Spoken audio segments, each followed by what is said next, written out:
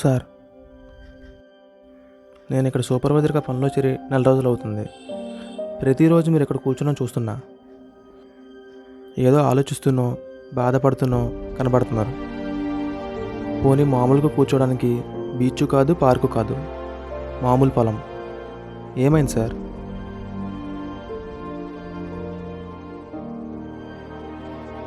కుతూహలం ఆపుకోలేక అడుగుతున్నా. మీకు అభ్యంతరం లేకపోతే చెప్పండి సార్.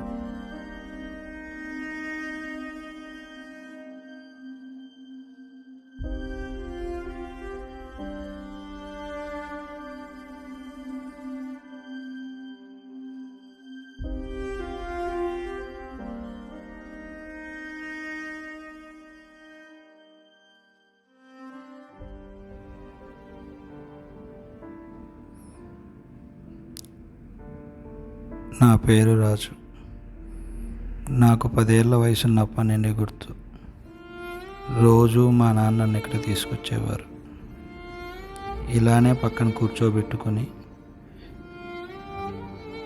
ఇది ఒకప్పుడు మందే, వేరే వాళ్ళు ఆక్రమించుకున్నారు, కోర్టులో కేసేసాం, అది ఎప్పటికైనా మనకు వస్తుందని చెప్పేవారు. అది ఎప్పటికి మనకు వస్తుందో, మన బ్రతుకులు ఎప్పుడు మారుతాయో అని మా అమ్మ దగ్గర దిగులు పడేవారు. నేను కూడా ఒక వయసుకు వచ్చాక, ఎందుకు నాన్న వాళ్ళతో రాజీ పడిపోదాం, ఎంతో కొంత వస్తుంది, సర్దుకుపోదాం అనేవాడిని. దానికి ఆయన ఒప్పుకునేవారు కాదు. ఎప్పటికైనా న్యాయం గెలుస్తుంది, మనకి తప్పక న్యాయం జరుగుతుందని సిద్ధాంతాలను నమ్ముకునేవారు.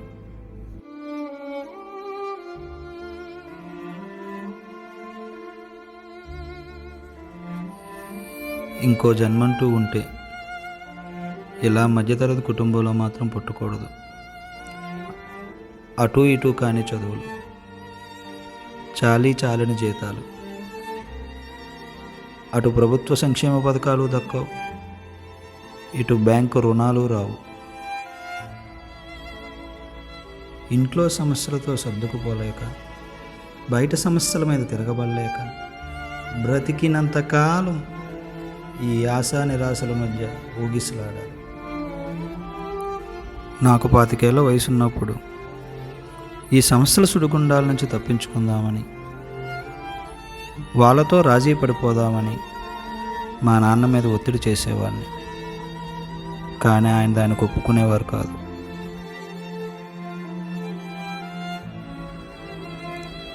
పదేళ్ల క్రితం జిల్లా కోర్టులో మాకు అనుకూలంగా తీర్పు వచ్చింది. వాళ్ళు మళ్ళీ పైకోర్టుకు వెళ్ళారు. ఇక నాకు విసుగొచ్చేసింది. నాన్న నువ్వు ఓడిపోయావు అనేవాడిని. కొడుకు దృష్టిలో ఓడిపోతున్నా అని మా అమ్మ దగ్గర దిగులు పడేవారు.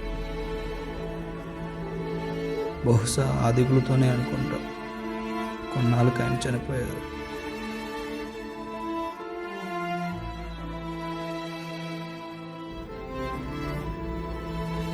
ఆ తర్వాత నేను నిర్ణయించుకున్నా, మా నాన్నని గెలిపిద్దామని. న్యాయం కోసం పోరాడుతున్నా.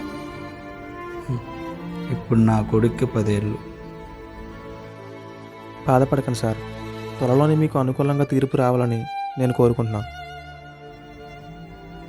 వచ్చేస్తుందనే అనుకుందాం. ఆ తీర్పు వచ్చాక కూడా పైకోర్టుకు వెళ్తారు వాళ్ళు. అది ఇంకెప్పటికీ తేలాలి. ఇన్నాళ్ళు మా నాన్న ఓడిపోయాడని నేనన్నాను.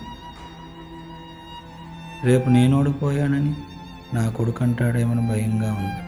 కానీ ఇక్కడ ఓడిపోయింది మా నాన్న. న్యాయమా? మీరే ఆలోచించి చెప్పండి.